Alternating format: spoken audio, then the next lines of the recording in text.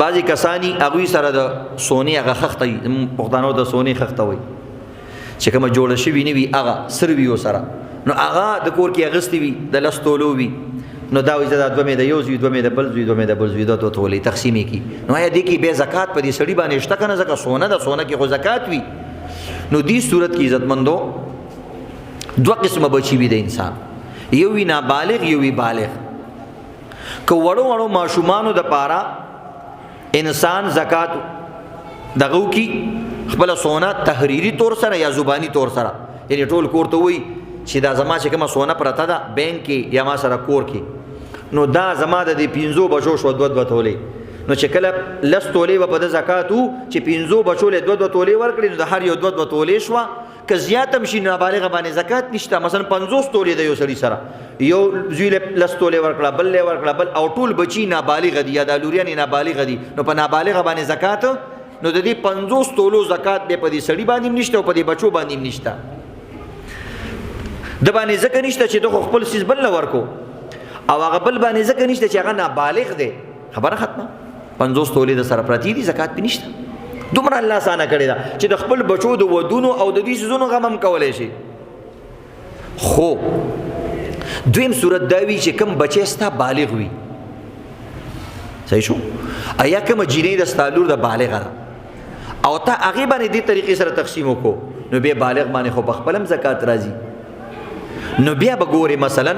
کتا سره 10 تولې وي او 2 تولې دی بچو لور کړي، او هغه سره د دې نه علاوه چاندي او نقدي روپۍ نشته، نو په 2 تولو زکات نه، نو په بچوم دي نشته اگر چې بالغ دی. خو که 50 تولو والا مسله وا او تا 10 تولې ولور کړي، نو به د لور به زکات ورکړي، ځکه بالغ ده، او یا به ته زکات ورکړي استغفر الله، د لور په ځای ته ورکول شي. خو بیا د زکات نه مطلب بچ کېدې نشي، په دې تقسیمونو باندې بیا بچ کېدې نشي، یا به پتا راځي یا به په لور یا په دې زوی باندې راځي. نو دا یو اهم مسله ده، په دې باندې ځان پوي کوي. البته د یو بل په ځای باندې زکات انسان ورکولی شي. زکات په زوی راځي، پلار وځي ورکو ورېګا، په پلار زکات راځي، زوی وځي ورکو، خزه باندې زکات راځي، خاوند وځي ورکو، خاوند باندې راځي، خزه وځي ورکو. د یو بل په ځای زکات ورکول شي، دا سم ایشو نه ده او دا سم مسله نه ده. خو د دې بل او بعضی خزه چې په نوم باندې وي دا سونه مې دی لور لور کړی دا